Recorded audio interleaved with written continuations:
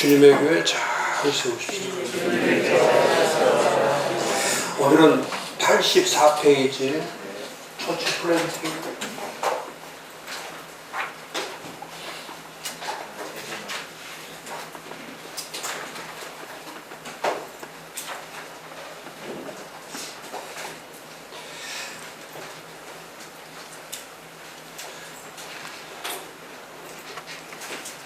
처치 플랜팅의 7가지 체계성. 구체적으로 처치 플랜팅을 할 때는 이렇게 준비해야 된다. 그러니까 처치 플랜팅에 대한 실제적인 원리를 말하는 거죠. 7가지 체계성. 아주 정말 중요한 겁니다. 7가지. 그러니까 교회를 세울 때는 이렇게 체계화 작업을 해야 된다. 7가지의 체계화 작업. 거기 84페이지의 두 번째 패러그래프. 처치 플랜팅은 어렵다. 어렵죠. 또 극도로 어렵다. 그냥 보통 어려운 것이 아니라 극도로 어렵다. 왜 어렵습니까? 처치 플랜팅은 처음 시도하는 일이기 때문에 그렇죠. 처음 시도하는, 한 번도 해보지 않은 거. 한 번도 어떤 사람도 해보지 않은 거. 목사님들도 지금 처치 플랜팅 한다는 거는 처음 해보는 거죠. 뭐 예배도 변화시켜보고 또 훈련도 시켜보고 기도도 해보고 뭐 여러 가지 다 해봤지만은 그 중에 하나 해보지 않은 것이 처치 플랜팅을 해보지 않은 거죠.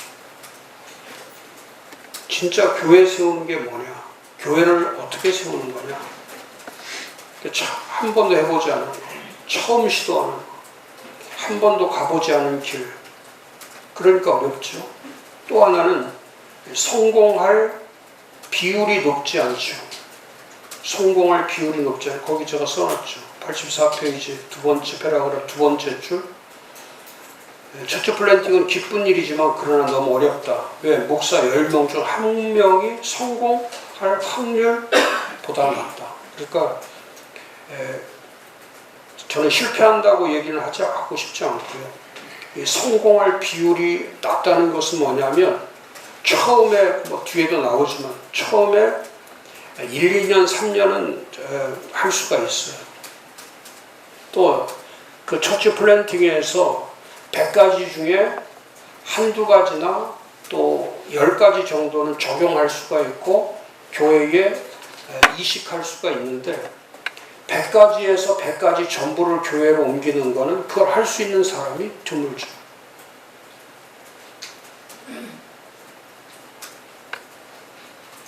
그래서 처음 시작할 때는 화려하게 시작했다가 2년, 3년, 4년 지나가다 보면 그 뒤에도 이제 그런 내용들이 나오지만 거기 세 번째 줄에 주님을 사랑하고 처음에 할 수 있는 것까지 시작한다. 주님을 사랑하고 눈에는 빛이 나고 하나님의 부르심도 믿고 처치 플랜팅 하라는 거구나.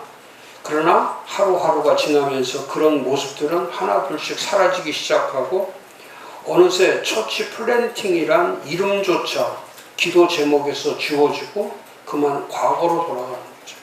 그러니까 2년, 3년, 4년, 5년 이렇게 가면 점점 처치 플랜팅을 더 견고하게 세워가는 것이 아니라 3년, 4년, 5년, 6년 가다 보면은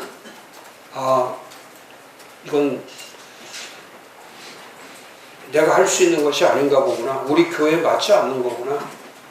그래서 다시 포기하는 게 아니라 과거로 회귀하는 거죠. 과거로 돌아가는 거. 그러니까 과거로 돌아간다는 것은 뭐냐면 미래가 사라지는 거죠. 그래서 대체적으로 보면 처치 플랜팅을 하다가 포기하는 게 아니고 예전 목회로 다시 돌아가기 때문에 미래가 열리지 않는 거죠. 그러니까 미래로 가려면 현재에서 뒤로 가는 게 아니라 현재에서 forward, 앞을 향해서 가야 되는데 앞을. 목회는 교회는 이 임펄션, 추진력을 가지고 가는 거라. 유지하는 게 아니라 이 유지하고 경영하는 게 아니고 관리하는 게 아니고 목회는 교회는 이렇게 하면 안 되죠. 벌써 유지하고 경영하고 관리한다고 하는 거는 가장 소극적 교회를 만드는 거예요. 가장 소극적인 거죠. 그러나 적극적이고 역동적 교회가 되려면 항상 추진력을 가지고 있어요. 예를 들어서 자동차 운전하는데 매일 10km, 20km, 30km만 계속 달리면 그 차는 기능 자체를 발휘할 수가 없죠. 적어도 어느 때는 100km 이상도 좀 달려봐야 돼요. 그래 이 기계 자체가 그 기능적으로 이 자동차를 만들 때 10km, 20km, 30km 가도록 만든 게 아니고 그 계기판에 보면은 뭐 전부 다 요즘은 나오는 게 다 200km 넘게 다 찍혀 있다. 예전에는 170, 180 뭐 이렇게 되죠. 지금은 240, 260, 280 이렇게 성능 자체가 워낙 좋기 때문에. 그런데 마치 자동차를 운전할 때 20, 30, 40으로 요즘에 대한민국이 잘못되는 게 20km, 30km, 40km, 50km로 다 막아놨기 때문에 20km, 30km, 40km 어디가 20km인지 어디가 50km 이게 우민사회예요. 우민사회. 바보 천치로 만드는 거예요. 돈 주는 것도 바보 천치로 만들지만 규범을 만드는 것도 바보 천치로 만드는 거예요. 세금 매기는 거 이런 것들 다 우민화 정책이에요. 우민화. 국민들 꼼짝 못하게 하는 거. 아직도 발표 안 하는 거. 마스크 벗으라고도 하지도 않고 그냥 내버려 두는 거죠. 이게 바보 천치로 만드는 거예요. 그러니까 지금 우리 저는 괜찮은데 저 뒤에 있는 누구야 남녀리 아주 고지서가 날마다 날라와요. 여기 한토 밑에 탁 여기 한토 밑에 여기 30km 40km 뭐 할 것 없이 뭐 20km대 30km 40km 뭐 세종 가면 세종은 전부 다 20km로 되어 있어요. 다 20km 세종. 그러니까 세종시 사람들은 꼼짝 못하죠. 다 20km. 어디 가려고 그러면 뭐 응급 환자가 내서 뭐 가려면 진짜 스티커 수십 장 끊어야지.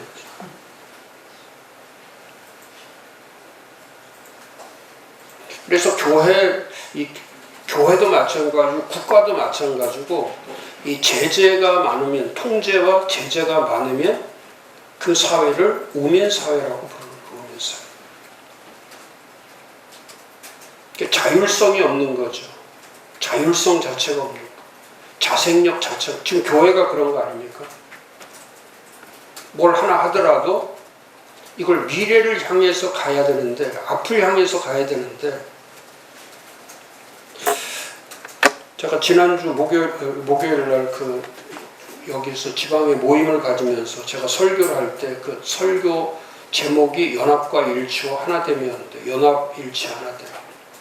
그러니까 설교 제목 자체가 연합일치 하나됨이라고 해놓은 이유는 뭐냐면 아무리 말씀들을 들어도 우리 이렇게 지방의 목사들이 모인다든지 또 목사들의 어떤 모임이 있을 때에 목사님들이 설교하면 다 설교 내용들이 뭘로 되어 있냐면 다 신앙에다 초점, 믿음이나 신앙 뭐 이런 데다 초점을 맞추지 교회 자체에 초점을 맞추어서 말씀을 전하는 분들이 적고 또 설교 제목을 만들 때도 전부 다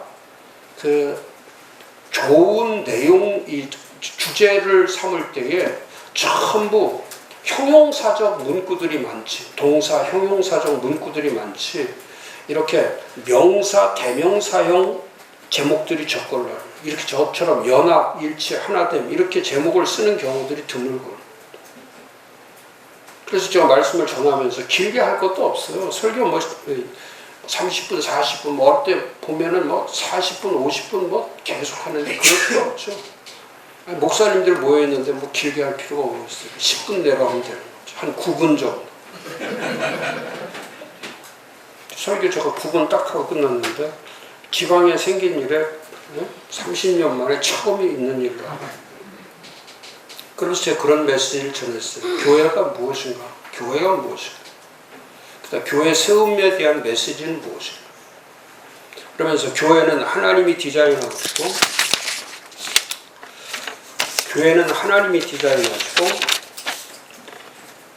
예수님 명령하시고 성령님 이행한 삼위일체 하나님에 의하여 세워졌다. 그러나 오늘 교회들은 근원적 교회의 본질을 잃고 종교적, 전통적, 현실적 교회 개념에 매몰되어 점점 탈교회로 변질되고 있다. 교회는 언제나 성경적이며 개혁주의일 때 진정성을 갖춘 교회가 됨에도 불구하고 한국교회는 이미 교파주의, 교단주의, 개교회주의에 깊이 빠져들고 있고 교회의 교권과 패권과 기득권과 자결권이 권력과 세력의 카리털이 되어 예수 그리스도의 유기적이며 공유적이며 관계적 공동체 교회는 사라지고 조직적, 사유적, 기계적 부족 집단으로 전락하면서 교회의 유일성, 절대성, 영원성마저 상실되어 교회 스스로의 진리와 거룩과 권위와 질서가 파괴되는 한국 기독교회 130년 역사의 가장 치명적이고 수치스러운 교회 쇠퇴기를 통과하고 있다. 특별히 한국교회는 이번 코로나19를 경험하면서 교회 실상을 그대로 보여주었는데 초기 대응 실패, 컨트롤 타워 붕괴, 리더십 부재, 원톱 메시지 포기, 리더십 무기력으로 갈팡질팡하여 오늘까지도 과거의 배타적, 퇴행적, 폐쇄적 교회 구조를 버리지 못하고 오히려 점점 더 개인주의, 개교회주의, 물질주의, 성공주의, 현실주의에 침몰하고 있는 모습이 정말 안타깝다. 그러나 지금이라도 한국교회가 회복될 수 있는 유일한 길을 발견하고 모든 교회들의 최우선 미션이 교회 중심, 교회 회복, 교회 세움에 집중하여 교회로 돌아오는 제2종교개혁, 철저한 교회 개혁만이 살 길이다. 교회는 표지가 중요하다. 교회는 하나이며 거룩하며 보편적이고 사도적이야 진정한 교회이다. 그러나 한국교회는 전혀 다른 표지를 향하고 있다. 하나이기보다 분열, 분쟁, 단절이 되고 거룩하기보다 세속적이고 이념적이며 보편적이 아니라 유별나고 특별하고 자랑하고 또 주님께 위임받고 파송받고 보냄받은 사도성이 아니라 독단적, 권위적, 권력적인 종교성이 강한 카르텔 중심이 되었다. 이제라도 다시 쇄신하는 교회가 되어야 한다. 교회는 교회다울 때 교회의 가치와 권위가 살아나고 교회는 교회됨이 존중될 때 하나님의 영광을 받으시는 것이다. 그러면 어떻게 교회를 회복시킬 수 있는가? 지금까지 끈질기게 버리지 못하고 움켜쥐고 있는 전통이나 유전이나 규칙을 바꿔야 한다. 지금까지 낡은 가죽 부대는 새로운 하나님의 원대한 비전과 미래 시대와 교회를 담을 수 없다. 주님 명령하신 그 교회를 세우려면 큰 렌지, 큰 숲을 이루는 수용성, 이해력, 확장성으로 다시 교회 프레임과 시스템을 만들어야 된다. 사람에게 본성이 중요한 것처럼 교회는 본질이 중요하다. 바로 주님의 세우라고 하신 본질적 교회가 바로 연합과 일치와 하나됨의 교회를 의미한다. 한국교회는 빠른 속도로 이념적, 사상적, 종교적으로 분쟁, 분열, 이질의 생태계가 되어 교회는 이미 사막화, 정형화, 기형화되어 가고 있는 잘못된 악순환의 고리를 끊기 위해 주님이 말씀하신 요한복음 17장 1절에서 26절, 에베소 4장 1절 16절의 말씀을 기반으로 삼고 성령의 이행으로 세워지는 사도행전적 원형교회로 교회 중심을 바꾸는 작업만이 살 길이다. 교회만이 희망이다. 교회만이 전부이다. 교회만이 미래이다. 교회를 세우는 것만이 살 길이고 그 교회를 살리는 절대적 진리의 말씀이 바로 연합일치 하나됨이다. 모든 교회들이 연합일치 하나됨의 교회로 세워져 가기를 간절히 소원하며 말씀을 마친다. 아멘. 엑기스 암축판입니다.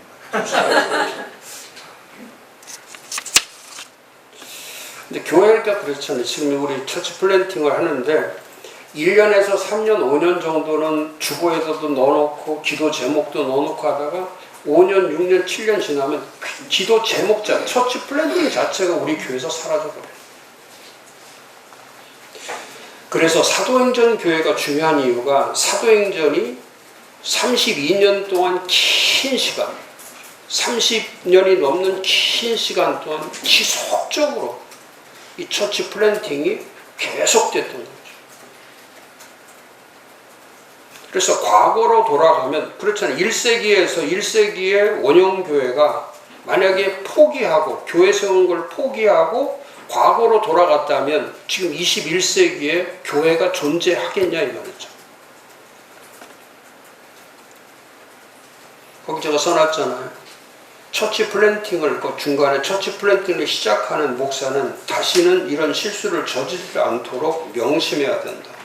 그래서 새 교회를 세우는 것은 시작부터 마치는 그날까지 주님의 지속적 지지, 주님으로부터 계속된 지지를 받아야 되고 지속적 하나님의 임재가 있어야 가능한 것이다. 그래서 사람의 힘으로 못하죠. 교회 세우는 것은 그러니까 내가 할 수 있는 게 목사가 할 수 있는 게 아니에요. 성도가 할 수 있는 게 아니고 하나님이 완벽하고 특별하게 세우신 마스터 플랜터는 단 한 사람도 없다. 사람이 없어요. 마스터 플랜터는 없다. 뭐 이 세상에는 마스터 이름을 가진 사람들이 많지만 처치 플랜팅에 있어서는 마스터 이름을 가진 사람이 없다. 완벽한 사람이 없다. 교회 세우는데 저도 마찬가지로 완벽하지 않죠. 그러나 완벽하지 않지만은 그래도 해야 될 일이 무엇인가? 본질적으로 교회를 세워야 될 이유가 무엇인가? 목사가 처치 플랜팅을 위하여 무엇을 시작하게 될 때 성령이 사도들과 함께 기뻐하신 것은 기뻐하실 것을 확신하고 이제부터라도 처치 플랜팅에 대해 85페이지 위에서 두 번째 줄 처치 플랜팅에 대해 배워라. 계속 배우는 거예요. 그러니까 가르치는 것보다 중요한 게 배우는 겁니다. 배우는 목사님들이 먼저 가르치려고 하지 말고 계속해서 배우는 거예요. 성도들도 마찬가지입니다. 계속해서 배우는 거예요. 계속해서 배우는 거예요. 이번 주 사도행전 15장의 설교가 그거죠. 계속해서 믿음과 은혜 안에 계속 처음 개종해서 신앙생활을 시작할 때 구원으로 신앙생활을 시작할 때 믿음과 은혜로 시작했기 때문에 그러니까 믿음과 은혜로 시작했는데 그 믿음과 은혜로 시작한 것뿐만 아니라 믿음과 은혜로 이어지는 거예요. 계속해서 믿음과 은혜로 시작하고 또한 믿음과 은혜로 이어지는 거. 그렇지 않으면 다시 율법으로 돌아가는 거. 그러니까 믿음과 은혜가 사라지면 누구든지 그래요. 예수 그리스도의 믿음, 하나님의 은혜, 이 믿음과 은혜가 사라지면 예루살렘 회의의 목적이 그걸로 왜 1차 전도 여정과 2차 전도 여정 사이에 왜 갑자기 예루살렘 교회에서 예루살렘 의회로 가는 이유가 무엇이고 여기서 정리하고 가야 되는 여기서 결정 하나가 잘못돼 버리면 여기서 결정 하나가 잘못되면 그 다음부터 교회 시대는 지금과 같은 이런 시대가 오는 게 아니라 완전히 잘못된 시대로 빠질 수 있어요. 한 번 결정을 잘못해버리면 결정을 잘못하면 그게 예루살렘 회의죠. 그러니까 예루살렘 교회가 가지고 있던 문제 안디옥 교회가 가지고 있던 문제 그 교회가 세워지면 반드시 그 교회 안에는 그 성경의 해석에 대한 거 신학적 해석에 대한 문제가 반드시 일어나게 돼 있거든요. 그러니까 이 성경적 해석에 대해서 또 이 신학적 해석에 대해서 정확하게 이 판단을 해줄 수 있는 사람이 누구인가? 이게 야고보인가? 베드로인가? 바울인가? 바나바인가? 도망